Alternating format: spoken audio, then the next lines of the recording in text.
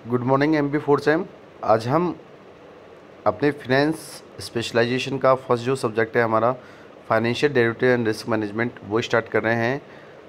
Unit 1 जो है हमारी financial derivative and risk management की वो है डेरिवेटिव मार्केट एंड इंस्ट्रूमेंट। इस यूनिट के अंदर हम डेरिवेटिव मार्केट एंड इंस्ट्रूमेंट्स के बारे में पढ़ेंगे। सबसे पहले आज हम समझने वाले हैं कि डेरिवेटिव्स क्या होती हैं, कौन कौन सी डेरिवेटिव्स होती हैं, मीन्स कौन कौन से टाइप्स हैं डेरिवेटिव्स के, वो आज हम इस लेक्चर के अंदर पढ़ेंगे। और कौन कौन से पार्टिसिपेंट्स हैं हमारे डेरिवेटिव मार्केट के, उनके बारे में आज इस लेक्चर में हम कम्प्लीटली पढ़ने वाले हैं। तो सबसे पहले मैं आपको बताना चाह रहा हूँ कि डेरिवेटिव्स क्या होते हैं। Derivatives product initially emerge as a hedging device against fluctuation in stock and commodity prices and financially and commodity linked derivatives remain the sole form of such product for almost 300 years. कि अगर हम derivative product की बात करें तो ये एक तरीके की हेजिंग डिवाइस है जो कि स्टॉक की फ्लक्चुएशन या उनकी कमोडिटी प्राइस के फ्लक्चुएशन के कारण होती है। तो जो भी फाइनेंशियल या कमोडिटी डेरिवेटिव्स हैं उनको हम सोल फॉर्म में सच ए प्रोडक्ट के रूप में 300 ईयर्स पहले से देख रहे हैं। By defining the term previously, our derivative is a product whose value is derived from the value of one or more underlying variables or asset in a contractual manner. अगर हम कहें तो डेरिवेटिव्स का मतलब क्या होगा कि डेरिवेटिव एक तरीके का प्रोडक्ट है जिसकी वैल्यू को हम डिराइव कर रहे हैं किसी और वन या मोर अंडरलाइंग वेरिएबल या एसेट से एक कॉन्ट्रेक्चुअल मैनर के अंदर। The underlying asset can be equity, forex, commodity और एनी अदर एसेट्स। अगर हम अंडरलाइंग एसेट्स की बात करें तो अंडरलाइंग एसेट्स हमारे इक्विटी भी हो सकते हैं, फॉरेक्स कमोडिटी भी, फॉरेक्स भी हो सकते हैं, मीन्स फॉरेन एक्सचेंज भी हो सकते हैं, कमोडिटीज़ भी हो सकती है, या कोई और तरीके के एसेट्स भी हो सकते हैं। Financial derivatives came into spotlight in the post 1970। जो फाइनेंशियल डेरिवेटिव्स हैं वो कब आई? 1970 के टाइम पे, जब हम ये देख रहे थे कि जब जो हमारे फाइनेंशियल मार्केट है उनकी जो ग्रोइंग है उसमें इंस्टेबिलिटी आ गई है। However, since their emergence, these products have become very popular and by the 1990s। उसके बाद हमने देखा कि जो डेरिवेटिव्स प्रोडक्ट है ये बहुत ज़्यादा पॉपुलर हो गए 1990 के अंदर। They counted for about 2/3 of the total transaction in derivative products. और अगर हम अकाउंट्स देखें तो हमारी 2/3 जो ट्रांजेक्शन्स हैं वो डेरिवेटिव प्रोडक्ट्स के अंदर इंडिया में किए जाते हैं। In recent years the market for the financial derivative has grow tremendously in the terms of variety of instruments available, their complexity and also turnover. अगर रिसेंट ईयर के अंदर देखें तो जो मार्केट है हमारे फाइनेंशियल डेरिवेटिव का वो बहुत ज़्यादा ग्रो किया है। और जो ग्रो हुआ है हमारा फाइनेंशियल जो डेरिवेटिव्स वो किस टर्म में हुआ है कि जो वैरायटीज़ हैं हमारे पास अपने इंस्ट्रूमेंट्स की, मीन्स डेरिवेटिव इंस्ट्रूमेंट्स की, वो अवेलेबल है, उसमें कोई भी तरीके की कॉम्प्लेक्सिटी नहीं है और अच्छा टर्नओवर हमें उससे मिल रहा है। In the class of equity derivatives, the world over futures and option on stock indices has gained more popularity than on individual stocks। अगर हम क्लास देखें हमारे इक्विटी डेरिवेटिव्स की वर्ल्ड के अंदर तो जो फ्यूचर और ऑप्शन के स्टॉक्स होते हैं, इंडिसेस होती हैं, वो बहुत ज़्यादा गेन देती हैं और बहुत पॉपुलर भी हैं इंडिविजुअल स्टॉक से, specially among institutional investors who are major users of the index linked derivatives. Specially किन के लिए? जो भी हमारे इंस्टीट्यूशनल इन्वेस्टर्स हैं उनके लिए, क्योंकि वो मेजर जो यूजर्स हैं हमारे इंडेक्स लिंक्ड डेरिवेटिव्स की। Very small investor find their useful due to the high correlation of the popular indices with the various portfolio and ease to use. और बहुत सारे हमारे स्मॉल इन्वेस्टर ऐसे हैं जो कि जिनके लिए ये डेरिवेटिव्स बहुत यूज़फुल है। किसके कारण? क्योंकि उनके पास हाई कोरिलेशन होता है किसी एक पॉपुलर इंडिसेस का वेरियस पोर्टफोलियोज़ के अंदर, जिनका यूज़ वो लोग अपने ट्रेडिंग के अंदर करते हैं। The lower cost associated with the index derivatives, जो हमारी कॉस्ट है किससे एसोसिएट? हमारे इंडेक्स डेरिवेटिव से, वो बहुत ज़्यादा लो होती है। तो इसलिए हमारे जो डेरिवेटिव प्रोडक्ट हैं इंडिविजुअल सिक्योरिटीज़ पे बेस जो है उनका एक अनदर रीज़न है ग्रो होने का। A derivative security is a financial security whose value depends on the derives from the value of another more basic underlying variables. जो डेरिवेटिव सिक्योरिटी है वो फाइनेंशियल सिक्योरिटी है जिसकी वैल्यू डिपेंड है किससे? किसी वैल्यू से जो कि मोर बेसिक है हमारे अंडरलाइंग वेरिएबल से। Very often the variable underlying derivatives are the prices of traded assets. और जो हमारे वेरिएबल अंडरलाइंग डेरिवेटिव्स है उनकी जो प्राइजेज हैं उनसे हम एसेट्स को ट्रेड करते हैं। जैसे एग्जांपल अगर हम लें तो example of traded assets including stocks, currencies, market instrument, डेब्ट instruments and commodities such as oil and gold. जो हमारे एग्जांपल हैं ट्रेड एसेट्स के, जैसे कि हमारे स्टॉक्स हो गए, करेंसीज हो गई, मार्केट इंस्ट्रूमेंट्स हो गई, डेब्ट इंस्ट्रूमेंट्स हो गई, कमोडिटीज़ हो गई जैसे ऑयल और गोल्ड, ये सब हमारे अंडरलाइंग वेरिएबल्स है जो कि डेरिवेटिव सिक्योरिटी के अंदर ट्रेड किए जाते हैं। उसके बाद हम समझते हैं डेरिवेटिव मार्केट क्या है। तो डेरिवेटिव मार्केट वो मार्केट है जहाँ पे डेरिवेटिव सिक्योरिटीज़ को ट्रेड किया जाता है। और ये जो मार्केट हैं ये दो कैटेगरीज में डिवाइड है, एक तो स्टॉक एक्सचेंज और दूसरा है हमारा ओवर द काउंटर मार्केट। मतलब स्टॉक एक्सचेंज मार्केट और ओवर द काउंटर मार्केट में हम जो डेरिवेटिव सिक्योरिटीज़ है उनको ट्रेड करते हैं। इसके बाद मैं आपको बताता हूँ क्या मीनिंग है डेरिवेटिव की। तो डेरिवेटिव एक तरीके का प्रोडक्ट है जिसकी वैल्यू को हम ड्राइव कर रहे हैं one or more basic variable से, जिनको हमने बेसिस कहा है, जो कि हमारे अंडरलाइंग एसेट्स हैं, इंडेक्स हैं और हमारी रेफरेंस रेट है किसी एक कॉन्ट्रेक्चुअल मैनर के अंदर। और जो हमारे अंडरलाइंग एसेट्स हैं वो इक्विटी, फॉरेक्स, कमोडिटी या कोई अदर एसेट्स होता है।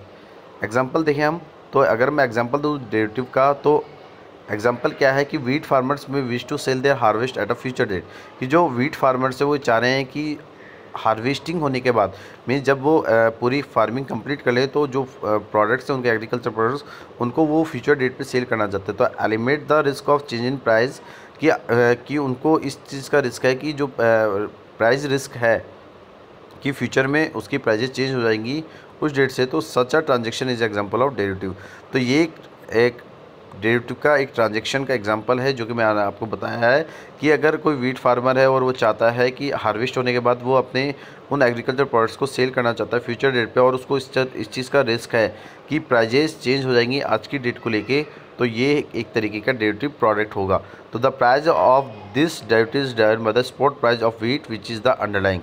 तो जो प्राइस है डेरिवेटिव की वो ड्राइवन होगी हमारी स्पॉट प्राइस से उस व्हीट की, जो कि एक अंडरलाइंग है। तो in the Indian contract the security contract regulation act 1956 defined derivative two include, कि अगर हम कहें तो जो इंडियन कॉन्ट्रैक्ट है सिक्योरिटी कंट्रोल रेगुलेशन एक्ट है 1956, उससे डेरिवेटिव को क्या कहा है कि ये एक तरीके की सिक्योरिटी होती है जो कि डैप इंस्ट्रूमेंट की होती है, शेयर की होती है, लोन की होती है, जिसको सिक्योर्ड और अनसिक्योर्ड रिंग इंस्ट्रूमेंट और कॉन्ट्रैक्ट से डिफरेंस किया जाता है, जो कि एक अदर फॉर्म है सिक्योरिटी की। और क्या कहा गया है कि जो हमारे डेरिवेटिव्स हैं वो एक तरीके के कॉन्ट्रैक्ट हैं जो कि ड्राइव होते हैं एक वैल्यू से, जो कि किसी प्राइस, इंडेक्स ऑफ प्राइजेज या अंडरलाइन सिक्योरिटीज़ की होंगी। और डेरिवेटिव्स वो सिक्योरिटीज़ है जो कि under the section R and the hence the trading of derivative is govern by the regulatory framework under the SCRE। और जो हमारी जितनी भी हम डेरिवेटिव सिक्योरिटीज़ की ट्रेडिंग करती हैं वो एक रेगुलेटरी फ्रेमवर्क गवर्न कर रहा है। डेरिवेटिव इंक्लूड, अगर हम देखें तो डेरिवेटिव में क्या क्या चीज़ों को इंक्लूड किया गया है, तो सिक्योरिटी जो ड्राइव होती हैं वो या तो हमारे डेप इंस्ट्रूमेंट्स हों, शेयर्स हों, लॉन्स हो जो कि सिक्योर्ड या अनसिक्योर्ड हैं, और जितने भी हमारे रिस्क इंस्ट्रूमेंट है वो एक कॉन्ट्रैक्ट के थ्रू डिफरेंट हो जाते हैं किसी एक सिक्योरिटी की फॉर्म में। A contract which is drive its value from the price और index of price of underlying assets. और जो ये कॉन्ट्रैक्ट हम करते हैं दो पार्टीज़ के बीच में वो ड्राइव होता है प्राइस की वैल्यू से, इंडेक्स की प्राइजेस से, जो कि किसी अंडरलाइंग सिक्योरिटीज़ की होती है। उसके बाद अगर हम देखें तो हमारे पास दो तरीके की डेरिवेटिव्स होती हैं, commodity derivatives and financial derivatives. Firstly derivatives organised as a tool for managing risk in commodities market.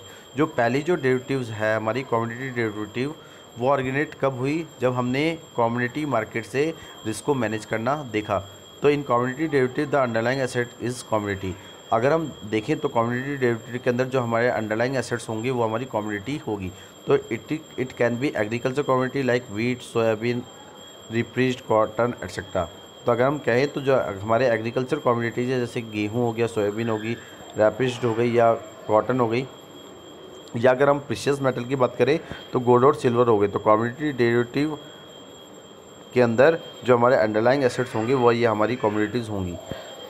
The term financial derivative denotes a variety of financial instruments including stock, bonds, treasury bill, interest rate, foreign currencies and other hybrid securities।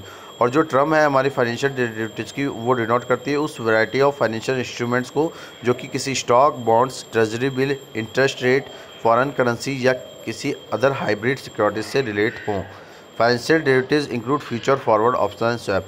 अगर हम देखें तो financial derivatives हमारे कौन कौन से होंगे, future contract, forward contract, option and swaps. Future contract क्या है, फ्यूचर जो कॉन्ट्रैक्ट है वो मोस्ट इंपॉर्टेंट डेरिवेटिव की फॉर्म है which are in existence of long before the term derivative was coined. और ये बहुत पुराने टाइम से देखी जा रही है, बहुत लंबे समय से की जा रही है जब डेरिवेटिव भी नहीं थे। Financial derivative can also be derived from a combination of cash market instrument. और जो फाइनेंशियल डेरिवेटिव है वो ड्राइव होती है किसके कॉम्बिनेशन से, हमारे कैश मार्केट इंस्ट्रूमेंट से या अदर हमारे फाइनेंशियल डेरिवेटिव इंस्ट्रूमेंट से। In fact most of the financial derivative are not a new instrument rather than they are merely combination of older generation derivatives और the standard cash market instrument. और ये fact है कि जो financial derivatives हैं वो ना कि कोई नए इंस्ट्रूमेंट्स है बल्कि कॉम्बिनेशन है ओल्डर डेरिवेटिव्स के या हमारे स्टैंडर्ड कैश मैनेजमेंट इंस्ट्रूमेंट्स के। उसके बाद हम फीचर्स देते हैं फाइनेंशियल डेरिवेटिव्स के। तो पहला क्या है, इट इज़ अ कॉन्ट्रैक्ट, कि अगर हम देखें तो जो डेरिवेटिव्स हैं उनके बीच में दो पार्टीज़ के बीच में कॉन्ट्रैक्ट होता है और ये कॉन्ट्रैक्ट बिल्डिंग के बाद वो किसी एक अंडरलाइंग पार्टीज़ के बिहाफ पे फ्यूचर में उसको फुलफ़िल करते हैं। उसके बाद सेकंड फीचर है हमारा ड्राइव फ्रॉम अंडरलाइंग एसेट्स, कि डेरिवेटिव जो इंस्ट्रूमेंट्स होते हैं उसकी जो वैल्यू जो होती है वो ड्राइव होती है किसी अदर अंडरलाइंग एसेट से। तो एग्रीकल्चर कमोडिटीज़ या मेटल्स या फाइनेंशियल एसेट्स या इंटेंजिबल एसेट्स से अगर हम अपनी वैल्यू को ड्राइव करें तो दैट इज़ आवर डेरिवेटिव्स। उसके बाद है स्पेसिफाइड ऑब्लिगेशन। स्पेसिफाइड ऑब्लिगेशन का मतलब अगर कहें हम तो द काउंटर पार्टीज जो कि एक स्पेशलाइज्ड ऑब्लिगेशन के अंडर होती हैं किसी भी एक डेरिवेटिव कॉन्ट्रैक्ट के अंदर, मीन्स उनके पास एक टर्म और कंडीशंस होती हैं जिससे कि वो इस कॉन्ट्रैक्ट के जितने भी ऑब्लिगेशंस हैं उनको फुलफ़िल कर सके। नेक्स्ट है हमारा डायरेक्ट और एक्सचेंज ट्रेडेड। जो डेरिवेटिव कॉन्ट्रैक्ट्स हैं वो अंडरटेक किए जाते हैं डायरेक्टली दो पार्टीज़ के बीच में, पर्टिकुलरली किसी चीज़ के एक्सचेंज को लेकर, चाहे वो फाइनेंशियल फ्यूचर कॉन्ट्रैक्ट्स हों या फॉरवर्ड कॉन्ट्रैक्ट्स हों। नेक्स्ट क्या है कि जो हमारे डेरिवेटिव्स है वो हमेशा रिलेट होते हैं हमारे नॉशनल अमाउंट से। नॉशनल अमाउंट को हम बोलते हैं काल्पनिक, नॉशनल मीन्स होता है काल्पनिक। तो जनरली हम जो फाइनेंशियल डेरिवेटिव्स को कैरी ऑफ करते हैं बैलेंस शीट के अंदर, तो जो डेरिवेटिव कॉन्ट्रैक्ट है वो डिपेंड होता है हमेशा नॉशनल अमाउंट पे, जो कि एक एस्टिमेटेड अमाउंट होता है जिसको हम पे ऑफ से कैलकुलेट करते हैं। उसके बाद अगर हम देखें तो क्या क्या प्रोडक्ट्स हैं डेरिवेटिव्स के, क्या कौन कौन पार्टिसिपेंट्स हैं और फंक्शंस हैं। तो अगर हम डेरिवेटिव फाइनेंशियल मार्केट की बात करें तो वो दो कैटेगरीज में है, स्टॉक एक्सचेंज और over the counter. Stock exchange की बात करें तो स्टॉक एक्सचेंज फर्दर दो पार्ट्स में डिवाइड है, फ्यूचर एक्सचेंज और सिक्योरिटी एक्सचेंज। फ्यूचर एक्सचेंज की बात करें तो फ्यूचर एक्सचेंज में हमारे जितने भी ऑप्शंस हैं फ्यूचर्स हैं वो आते हैं, और सिक्योरिटी एक्सचेंज की बात करें तो जितने भी वारंट्स हैं या स्ट्रक्चर प्रोडक्ट्स हैं वो हमारे सिक्योरिटी एक्सचेंज के पार्ट होंगे। और ओवर द काउंटर मार्केट की बात करें तो जितने भी फॉरवर्ड रेट एग्रीमेंट हैं, कैप्स हैं, फॉलोआउट्स हैं, कॉलआउट्स हैं, ये सारे हमारे ओवर द काउंटर मार्केट के पार्ट हैं। उसके बाद हम डेरिवेटिव इंस्ट्रूमेंट्स के बारे में बात करें तो derivative contract have several variants, the most common variant are forward, future, option and swaps. अगर डेरिवेटिव इंस्ट्रूमेंट्स की अगर हम बात करें तो जो हमारे डेरिवेटिव कॉन्ट्रैक्ट्स होते हैं उनकी तो बहुत सारी वैरायटी है, लेकिन जो मोस्ट कॉमन वेरिएंट है हमारे डेरिवेटिव्स के जो हमारे सिलेबस में भी हैं तो वो हमारे हैं forward, futures, option and swap. इसके बाद हम पार्टिसिपेंट्स की बात करने वाले हैं यहाँ पे। तो the following three broad categories of four participants hedger, speculators and arbitrageurs trade in the derivative market. अगर हम देखें तो ये हमारे कुछ पार्टिसिपेंट्स होते हैं डेरिवेटिव मार्केट के, जो कि कौन कौन से हैं, हेजर्स, स्पेकुलेटर्स एंड आर्बिट्रेजर्स। हेजर्स कौन होते हैं, हेजर्स वो होते हैं जो रिस्क को फेस करते हैं जो कि किसी एसेट्स की प्राइस से रिलेटेड होती है। तो सबसे ज़्यादा जो हेजर्स होते हैं वो फ्यूचर और ऑप्शन का यूज़ करते हैं क्योंकि वो मार्केट से किसी भी तरीके की जो प्राइस रिस्क है किसी भी एसेट को लेके वो रिड्यूस या एलिमिनेट कर सके। स्पेकुलेटर की बात करें तो स्पेकुलेटर हमेशा ही चाहते हैं कि वो फ्यूचर मूवमेंट को देख के बैट लगाएं किसी भी एसेट की प्राइस पे। तो जो फ्यूचर एंड ऑप्शंस कॉन्ट्रैक्ट होते हैं उनको एक एक्स्ट्रा लिवरेज मिलती है स्पेकुलेटर के रूप में कि वो इंक्रीज़ करें अपने पोटेंशियल गेन और लॉसेस को एक स्पेकुलेटिव वेंचर के बिहाफ पे। तो स्पेकुलेटर्स क्या करते हैं, हमेशा फ्यूचर मूवमेंट को देखते हैं कि जहाँ भी उनको लगेगा कि फ्यूचर में आगे जाके उस एसेट की प्राइस बढ़ जाएगी तो वो उसी पे बैट कर देते हैं। तो बेसिकली अगर हम कहें तो इन स्पेकुलेटर्स को हमेशा एक्स्ट्रा लिवरेज मिलती है जब भी वो फ्यूचर या ऑप्शन कॉन्ट्रैक्ट में होते हैं। आर्बिट्रेजर्स की बात करें तो आर्बिट्रेजर्स किसी बिज़नेस में होते हैं और वो हमेशा जो एडवांटेज लेते हैं वो कब लेते हैं, जब प्राइस और हमारे डिफरेंट मार्केट के बीच में डिस्क्रिपेंसी हो। तो अगर एग्जांपल से हम समझें तो फ्यूचर प्राइस किसी एसेट्स की हमारी गेटिंग आउट हो रही है एक कैश प्राइस के अंदर, तो जो हमारे ऑफ स्टैंडिंग सेटिंग पोजीशंस होंगी टू मार्केट की वो हमेशा लॉक होगी किसी एक प्रॉफिट को लेकर। तो आज का जो हमारा टॉपिक था लेक्चर 1 था वो आज हमने यहाँ पे कंप्लीट कर लिया है। आज के लिए इतना ही। Thank you so much and have a nice day.